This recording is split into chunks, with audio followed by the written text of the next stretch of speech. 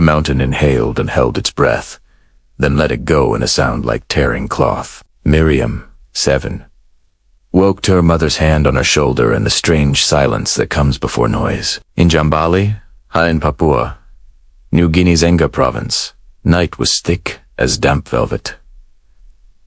Chickens murmured. Somewhere a radio fizzed, and then went quiet as if it, too, was listening. Then the earth moved. Cups tapped each other on a shelf. Dogs began that low, uncertain growl. That means not a stranger, something bigger. Miriam's mother whispered her name again.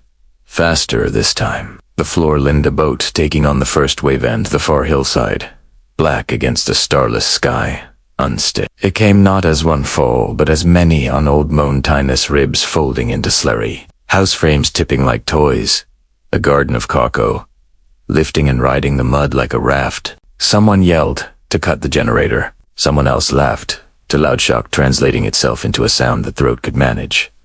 The ground became water that moved like stone. Miriam's father pulled her toward a door that had stopped being where a door should be. The wall with its smoked fish and hanging billum turned as if it had practiced this. Glass made the delicate sound glass makes when it is outnumbered. The family crossed the threshold that was no longer a threshold and went with their house down, and then the world turned dark and moving and loud. Far away, in Porto Alegre, the rain had been talking for a week. It drummed hollow on bus stops and softened news anchors' vowels. Joe Tua watched, chin on windowsill, as the Guiba rose with an intent he had never seen. The river pressed its face to the city's glass.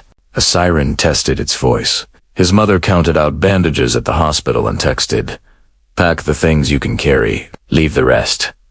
He put books into a grocery bag, then took 2 out, feeling disloyal to the ones he left. He added his little sister's pink sneakers, and found, in this strange difficulty, what to rescue from a home a new awareness of things as temporary. Beyond the Atlantic, a boy named Luca in Odessa practiced a new habit. Counting between the blast and the siren, winter would not relinquish its gray grip. The energy grid had been punched and patched until it resembled a quilt in a classroom under a theater. Children's drawings were taped low because the ceiling was concrete and the walls were protective but refused tacks. Light flickered. A generator in the hallway coughed rhythm into lessons on verbs and geography. "We will go over this again when there is light," the teacher said, and meant both electricity and something larger. In the Gaza Strip, a line for water curled around a block like a lost river, trying to remember its path. Yara, 9, held an empty jerrycan and traced with her finger the green paint on a shutter leaves she remembered from before. Above, a window hung, broken-eyed. The convoy arrived and clanking metal became an argument with scarcity. Summers were always loud here, but 2024 had built a new soundscape. Drones, generators sputtering from a teaspoon of fuel.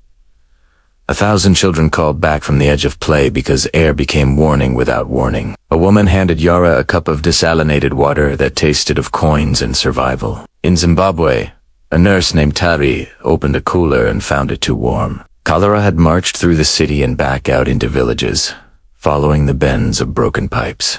Children had learned a new word with too many syllables and a simple cure. Clean water, which was the hardest thing. Mothers lined with plastic jugs under a sky that held the promise of rain and the threat of more. Floods that would undo the latrines built last month. A boy filled his cup from a bucket anyway, parched into risk. The planet bloomed heat in places where heat had never thought to bloom so early. April wanted to be July. The ocean, in swaths, from the Caribbean to the Western Pacific, registered fevers that let storms poke fast what scientists call rapid intensification. In the northwest of Afghanistan, a sudden black sky reached down with both hands. It was May, the wheat tall as a child, when the rain forgot to stop. In Baglon, a father hefted his daughter Fatima across a brown stream that used to be a road and stumbled when the water bit at his shins harder than it should. The stream decided it was a river again. In minutes it stole the bread they had carried tucked in cloth, then the bundle of clothes, and argued for their daughter. He argued back with a grip that left crescents in her arm. When they reached a pile of gravel that was now an island, he began to laugh in that high, tearful way that made his teeth chatter. Numbers hovered like ghosts behind these rooms and lanes. Nearly 450 million children living with conflict at their doorstep. More than 100 million people displaced, 40% of them children. 2024, on track the hottest year since herons learned to bend their necks into the shape of patience. They were facts, but on the ground they were always a smell first, the metal temps of rain on dust. The sweet rot of flooding supermarkets. The antiseptic bite of a temporary clinic in a school gym where basketball lines underfoot reminded you of a game another life had time for. A ship named for a weather god tracked west over a sea. The color of tarnished copper. Meteorologists watched the storm find the ocean's warmth and grow into itself earlier than charts had the habit of allowing. In Grenada, a girl emptied a drawer into a pillowcase and asked if the house could move. Her grandmother, who knew about houses and moving from a long time ago, said yes, houses can move and people with them, and it is all right to be frightened while you are moving. In Himachal Pradesh, a bright blue slide in a schoolyard filled with hail and then with ash. Landslides had taken the old road last summer, the one with curry shops. And the view end, the new road cut had left a slope that forgot how to hold. Arjun then traced the crack that had opened behind the classroom like a new letter in an alphabet none of them had wanted to learn. His teacher folded the attendance sheet in half and told them to bring pencils and the kind of shoes you can run in. Where? Boy asked it. 2 wherevers higher, she said, as if that were a place with a map pin. It was always something, and it was everything. Heat stacked over heat, met by air that could carry 7% more water per degree warmer and was increasingly eager to prove it. When forests did not drink, they crackled. When skies finally unclenched, they did it all at once. The oldest rules: this stream stays within these banks. This wind dies by midnight. This storm grows slowly. We're losing their authority. And if adults murmured policy under their breath, the children just looked at the clouds and the ground and learned to read both like letters. In Jambale, the last of the old solid hills slid toward the houses like a patient argument, finally delivered at full voice in Miriam her. Hand and her mothers felt the wall give way and the roof lower and the air become earth and the night become a sound, so loud it broke into pieces. The slope was not soil anymore. It was a river of stone and trees and houses, tumbling, grinding, speaking in syllables of timber and rock. Miriam's father pushed, then pulled, then did neither. His strength was a straw in a rushing mouth. The house canted, then stopped. In the sudden smallness, the world shrank to the space between Miriam's lips and the next breath. Darkness pressed soft, then hard. Mud came patient up the ankles, then impatient at the knees. Her mother's voice became a thread. "Breathe, little one," she said into Miriam's hair, and the child took the instruction like a gift. Dawn found the village drawn wrong. Where houses had been was a sheen, the color of tea, with too much milk. People walked atop what had been inside. Cupboards tilted like leaning trees, pillows glued to mud, a goat blinking with mud in its eyelashes. The big voices of excavators would come later, airlifted in, too heavy for the old tracks, when the first shock had quit. For now, men with spades bit at earth that had not wanted them to. Women held cups of tea that cooled untouched. The first child they found alive had a small hand wrapped around a spoon, as if even underground he refused to be done eating. In Porto Alegre, the river said a word it had not said in this way, since records were mostly undecipherable calligraphy. Water climbed stairs it had never learned before. Joe's apartment surrendered its rug, then its couch, then the polite distance between kitchen and living room. Out in the street, a refrigerator bumped along like an animal too heavy to swim. The electric sockets fizzed and then died. Joe's mother's text arrived. Shelter. School. Go now. He took his sister's pink sneakers and his father's radio and wrapped the radio in the last dry towel. An act of carefulness that felt like a prayer.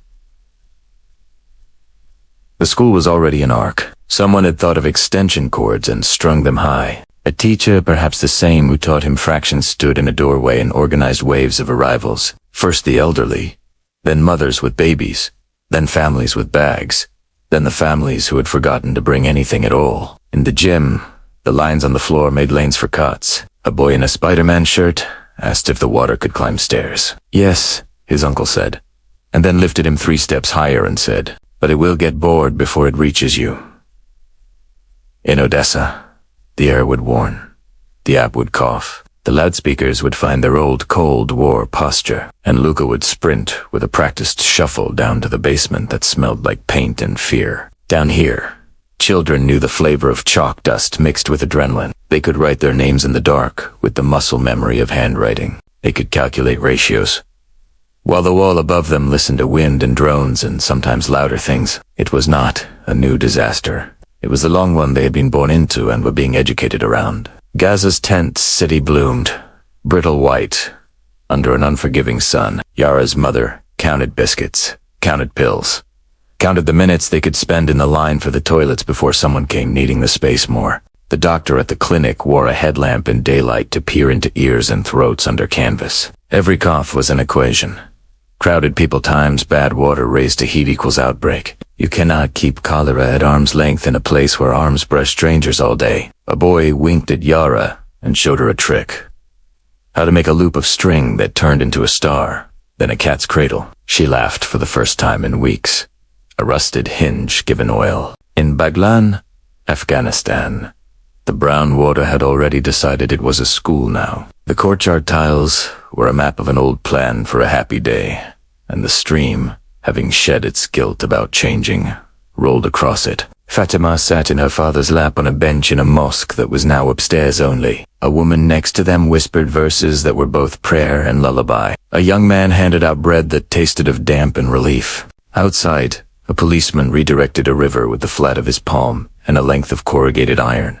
An act of theater that somehow helped for 5 minutes. From the Caribbean came the name Beryl, spoken with an intimacy you reserve for storms that teach you something new early. Intense, organized over waters that had not cooled all winter. In Grenada, a window buckled, then bowed to the pressure as if it had been asked politely. In Jamaica, tin roofs argued with wind and lost. In the Yucatan, palm leaves formed arrows across roads, pointing nowhere. A girl in St. Vincent held her little brother's ears during the loudest hour and said into his hair a story about a cricket that wanted to live in a shell and moved house during a storm and was fine, absolutely fine. The boy listened with a fierce focus children bring to rescue.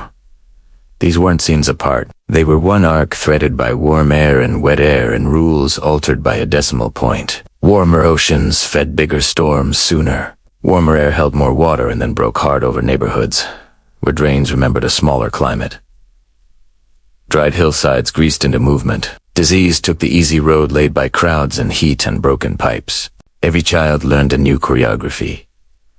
Away from windows, down to lower floors for sirens, up to higher floors from water, into the center of the room from gusts, out to the field from cracks. They learned to sleep in a noise that would keep adults awake. They learned the geography of aid, where the tankers come. Which tent has the clinic? Which teacher knows a lullaby in your language? On a tarmac, a pallet of vaccines waited under a shade that worked like kindness for 30 minutes. Tari, the nurse, marked out the cooling packs with a finger, a mental tally. Children lined for a drop of something not excitement aid. Had enough excitement but bad-tasting hope. A Bowie stuck out his tongue so far that the whole queue laughed, and some were less afraid. Across a river, another line formed for sacks of rice, and another for a chance to talk to someone with a laminated badge who could make a name appear on a list that got you a place out of the rain. The day lengthened. In Jambali, a rope of rescuers moved soy like moving time and found time stubborn. In Porto Alegre, the water slackened, then returned in a new current, a slow argument with gravity. In Gaza, the sun thought itself a judge and made verdicts with heat. In Odessa, the chalk said 1 + 1 and a boy said 2, and the sky agreed and the siren kept its opinion to itself. In Baglan, the mud dried in a crackle pattern like the back of some ancient animal. And above the Atlantic, Beryl spun, eye sharpening, ready to write its early, stern paragraph across the season. Joe set a cup in the window and watched rain ring his city like someone calling a bell. Miriam fitted her hand into a pocket of air and did not let go. As fingers reached back through a fist of soil, the grip that found her was a geometry test and a prayer. Her mother's palm pressed hers, then slid away, then found her wrist. The first light that reached them was not even light, really, but a change in black that said the day had returned to a village made wrong. The rescuers spoke in low voices that sounded afraid to wake the mountain if it had fallen asleep. Elsewhere, breaking points felt like 1,000 small separations. In Porto Alegre's shelter school, the first case of diarrhea made the coordinator go still, then move twice as fast. A doctor wrote ORS on a whiteboard and underlined it until the marker smelled like a chemistry class. Oral rehydration was an invention that should have been carved into a monument. Sugar and salt and clean water, the difference between stories finishing and stories being interrupted permanently. The doctor set up a little factory of life in paper cups. In Jamaica, Beryl's eye wall arrived with a tone like a plane taking off and the ground staying behind. Windows failed. Doors breathed. The roof complained in long sentences. The little brother stopped crying because the noise had outcompeted his fear. The cricket in the story reached the top of the shell and, as predicted, was fine. A tree walked into the yard on its knees and bowed in the wrong direction. When the eye came, people stepped outside like actors caught on stage mid-scene. The air was strange, cool, and bright, and as earnest as a polite apology. Then the backside of the storm arrived. Less sociable, more efficient, and the lesson carried on. In Gaza, the clinic tent buckled and righted and buckled again under a wind that was not even a weather system. Just the signature of a world that had too much energy everywhere. Yara waited with her mother for the doctor who had become a line of 3 rotating faces. Respiratory infections had elbowed past everything. Skin diseases traced the outlines of scarcity on arms and legs like maps of where water. Tea. A box of antibiotics was held like a relic. A child 2 tents away developed the kind of cough that made grown men stare at their feet when it didn't. Tea let up. The night nurse hummed songs from a decade ago when she had time to remember lyrics.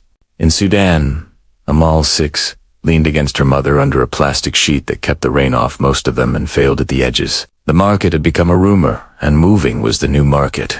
Everything carried on heads and hearts. Fighting had taken the conversation away from food. Food had taken the conversation away from everything else.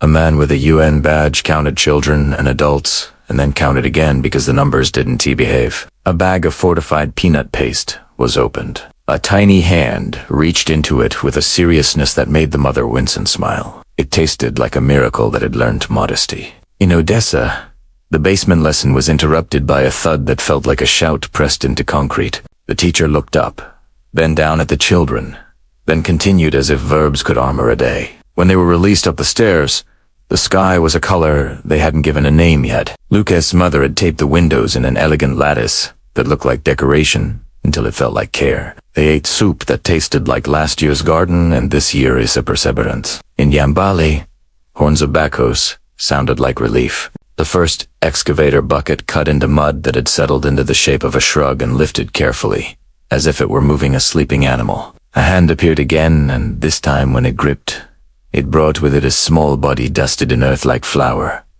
A cheer like a sobbing broke across the slope. The child coughed mud, proof that air still had a job here.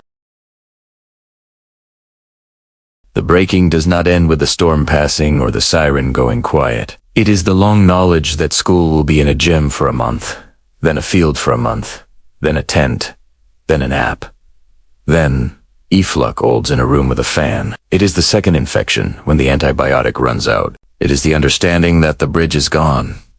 And the road is now a memory with a date. It is the child who will one day hear rain on a roof and feel their chest pull tight first and loosen later. It is learning new furniture for the brain. The shape of a go-back, the map of where the high ground is, the sound in a parent's voice that means, this is not practice. Science sits quietly in the corner of these rooms, not unimpressed with itself, but maybe ashamed of how long it took to be believed. It says, oceans store over 90% of the excess heat human activity has poured into the system. Warmer seas prime storms, making early season barrels possible and late season outliers. Less outlying. It says, for every degree Celsius warmed, the atmosphere can hold roughly 7% more water. That's not a metaphor. It's a formula. And in Baglon and Porto Alegre you can taste it. It says, burned hills shed rain in sheets. Ash turns soils water repellent. Landslides follow storm tracks, and roads cut too steep. It says, children are not just small adults. Their bodies dehydrate faster. Their lungs inflame quicker. Their world is bounded by the arms that carry them, and those arms are tired. And yet, the hands keep arranging blankets on cots. The nurse keeps checking the vaccine cooler with a palm the way one checks a sleeping child as forehead. The forecaster keeps writing words that are half instruction, half prayer. The teacher keeps her voice level. Joe holds the radio close and finds a station where someone is reading messages out loud the way news used to be. If anyone sees a brown dog with a white patch answered as a, "Please bring him to the school." Maria da Silva is safe. We repeat, she is safe. He didn't know Maria da Silva, but the sentence did its work on him anyway. In Granada, the girl with the pillowcase inventory looked out at a street made newly honest about its slope. In a week, school would be a different room with a roof made of tin that promised to complain in every rain. She pictured Yara without knowing her. Pictured Luca. The thought wove a net between islands and continents that only children could climb. In Jambali, Miriam breathed. Mud and then air and then mud. Each switch the size of a world. The bucket lowered close. A rescuer whispered little sister, though she was not his. The mountain held its breath again. As the excavator's teeth paused above the pocket that kept Miriam, the operator lifted a finger. The ground crew stilled. The only moving thing was a fly crazy with the smell of earth. A hand small, slick with Claros into the crescent of space, and a palm, older and shaking, met it. When they drew her out, she was the color of the hillside. The crowd did not cheer. They exhaled. A body of village letting go of one lungful after too long. Her mother kissed mud and hair and did not separate them with words. In Porto Alegre, the water line on the gym wall climbed one finger. 2. The coordinator counted toilets like lifeboats. A truck beached itself at the edge of the parking lot, and men in orange vests formed a chain that passed boxers inward. Shoulders brushing strangers in a choreography older than this storm. Joe watched his sister sleep with her pink shoes on and thought about the objects he had not saved, and felt both regret and the clean absence that comes when the world decides for you. In Odessa, air defenses stitched the sky, a painful embroidery. Windows quivered. The basement class continued. Luca drew a map of a river under a mountain and a child above reaching, and did not know why his pencil insisted on that shape. He asked if the lights would come back tonight. She said yes, with the confidence adults keep in a pocket for children, and pulled the curtains in a way that kept the glass honest. Gaza's heat thickened. Inside the clinic tent, a generator muttered, coughing excuses. Yara's mother explained a rash to the doctor in a voice that made the girl think of the old house. Cool tile. The fans turning blade. A book that smelled of paper and glue. The doctor nodded and gave a tube that looked too small and meant relief. Anyway, outside, a child fell and cried the kind of high note that cut through generator, drone, discussion, wind. A boy with a plastic soccer ball stopped mid-shick, turned, and handed his last wrap of bread to the child's mother without seeing his own mother watching and nodding once. In Sudan, the rain made a drum of a tarpaulin. Amal learned her first English word cholera from a poster with bright blue letters and a far too cheerful cartoon drop of water. An NGO worker led the children in a hand-washing song in Arabic and English. They sang, splashed handfuls of water from a jerrycan, and for a minute behaved exactly like six. Then the wind made a fist out of the plastic. The poles shivered, and the old thoughts returned. Beyond, a clinic ran out of 4 tubing and then ran out of patients with supply chains that treated need like trivia. Across the Caribbean, the barrel season shifted to Texas by other names, then away, then back again. Parents watched the forecast like a fever chart. The earliest Cat 5 on record had been a lesson written in a font size the world could not ignore. In Jamaica, the school roof was repaired with tin and hope. The principal looked at the calendar squeezed around lost days and thought of the long deficit. 2 years of pandemic, weeks of storms, days when heat itself, like a teacher with different priorities, sent children home with headaches and damp hair. In Himachal Pradesh, monsoon pulled its gray shawl up over the mountains. Arjun's teacher drew a quick map on the board. The old road, the new road, the slope, the place where the earth forgot. She talked about drains, the way some teachers talk about poetry, how they carry away the overflow and let the story continue. She had walked the path above the school with the water engineer last week and asked about culverts, about screens to catch debris, about the physics that turns small rocks into big ones when they move together. She did not say climate change to her 10-year-olds. She said, the mountain is tired, and they understood. Back in PNG, the excavators dug and the army arrived, and the government statement was what it could be. The count was not a count, it was a guess.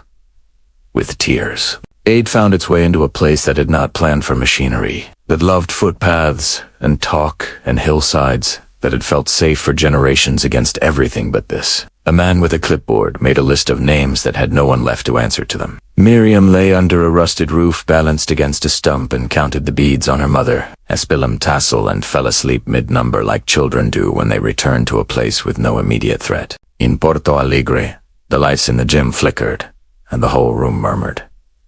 The city utility had rerouted faith. A cheer rose from a corner where old men played cards with the concentration of surgeons. Outside, the river held steady at a number that would become famous, then began to retract, like a tide embarrassed at its reach. A stork arrived, lanky and imperturbable, and found a new pond in the roundabout, and standing there, looked as if it had been hired to reassure. In Odessa, the teacher finally dismissed the class with a hand that trembled only when no one could see.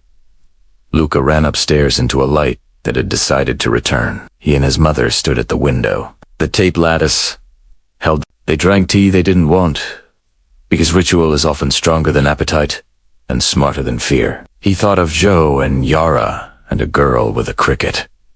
He did not know their names. The feeling was a map without cities marked, the sense of other children linked to his own body by a thin, strong thread. In Sudan, that thread was a line of mothers waiting to have the circumference of their children's upper arms measured by a colored tape that told a truth faster than words. A green band meant relief.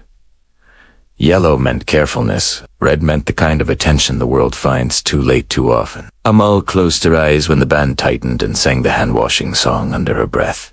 The worker smiled and put the band back in her pocket and wrote a name on a list. A truck hummed inattentively nearby, cooling something not cold enough. Night pressed its palm against all these windows and tents and roofs at once. The climactic edge came not as a single roll of thunder, but as many. The excavator idling over a place where someone thought they heard tapping. The shelter coordinator's radio spitting. Water receding in some zones, cresting in others. The forecaster's cursor hovering over an island with a power plant too near the shore. The Washenji at a camp tracing with her finger the root of a pipe that would not exist until money arrived. The teacher laying out extra pencils as if graphite had agency against flood and wind. One more siren wound itself up in the distance. A long exhale. The storm flag in a coastal schoolyard unwrapped and pointed straight at a sky that held everything. And the shelter door blew open with a slap as the first gust announced its entrance. And the room inhaled children and wind in the same breath. The door banged, and a volunteer shouldered it back to its latch. The metal catching and holding. Rain wrote its fast, messy handwriting across the windows. Someone began handing out foam earplugs to parents who mistook them at first for candy and then, on explanation, tucked them away for later. The next noise, the next night. The storm peaked, and then, like a fever breaking, recalibrated. The long wait, with the edges of fear sharpened by boredom, took over. At dawn, the sea had retreated a grudging step.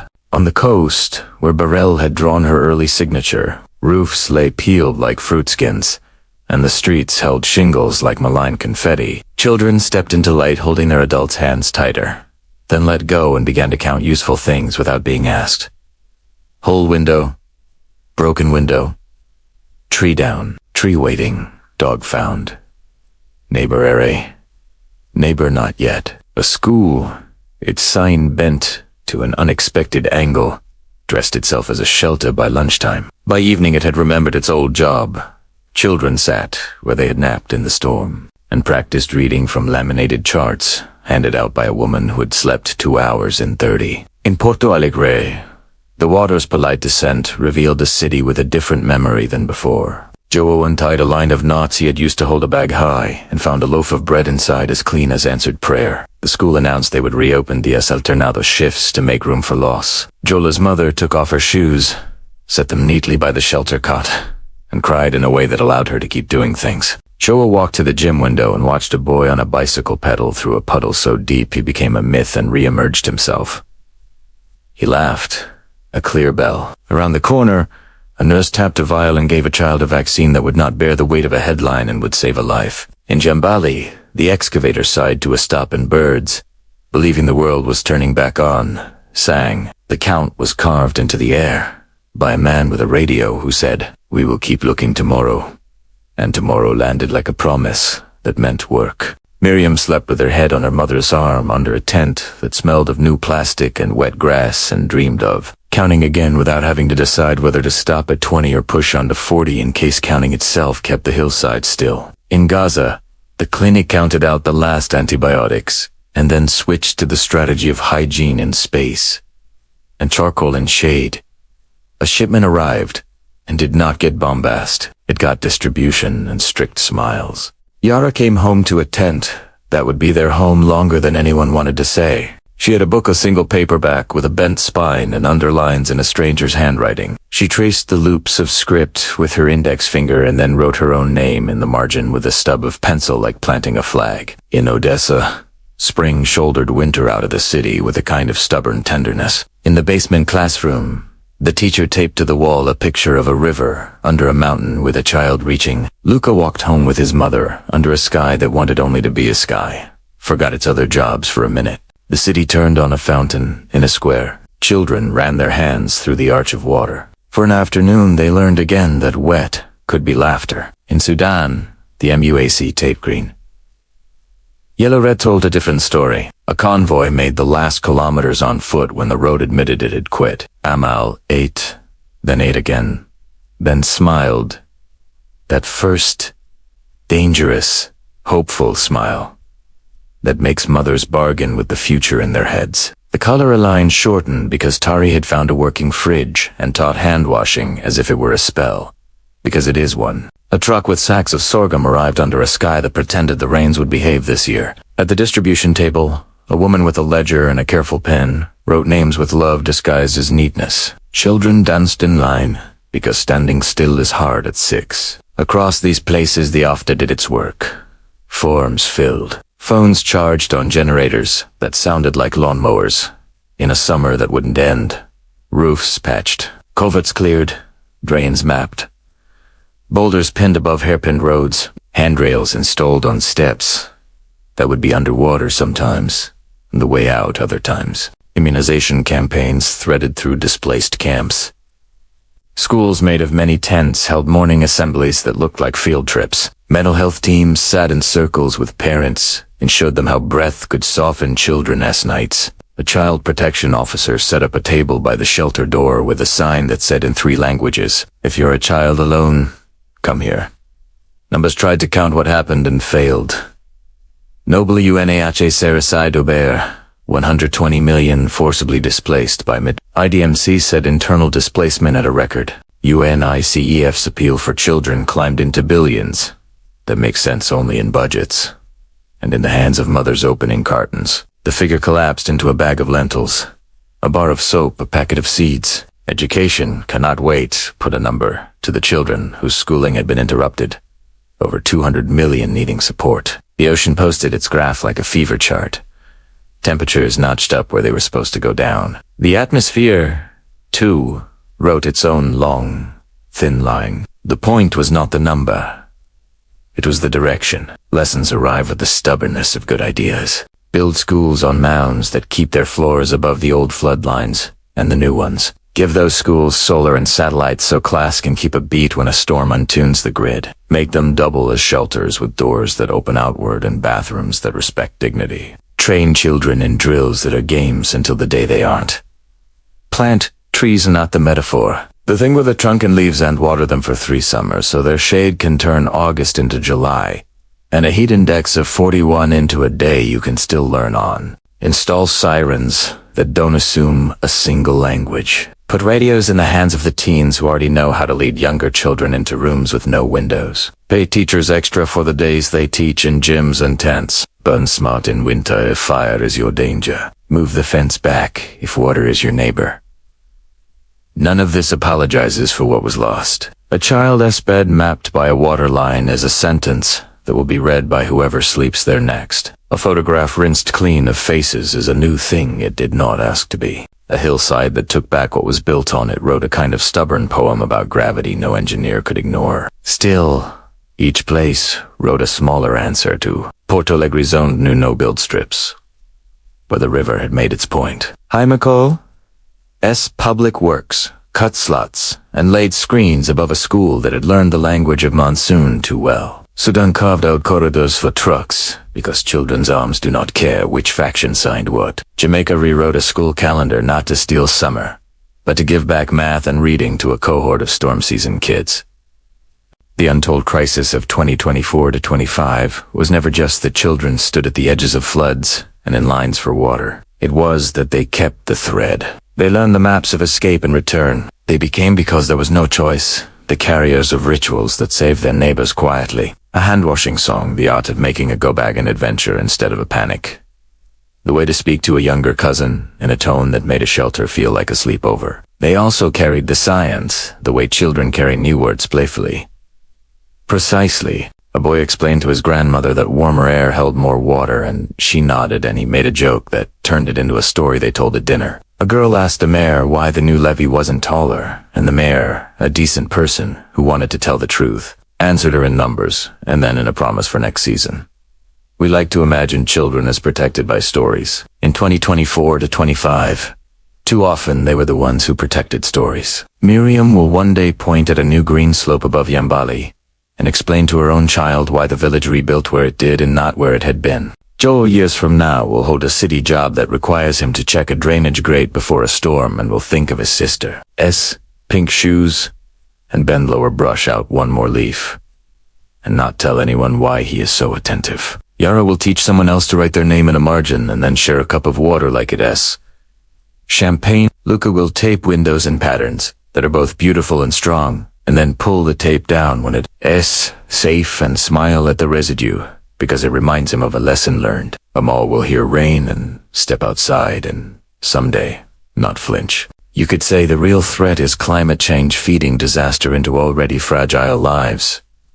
And you would be right. You could also say the real threat is forgetting that children are the first to pay and the last to be consulted. The answer sits in rooms without microphones, in school boards that choose mounds and panels, in councils that move bus routes out of flood, in health posts that fight for fridges that never fail, in neighbors who know which children went to the shelter and which stayed. The story only ends here, because stories have to end. Outside, the weather is already beginning something else. Inside, there are pencils laid out in rows, a bucket half full, a book with a cracked spine ready for a new hand to turn the page. If stories like this move you, subscribe for more true events that change the world.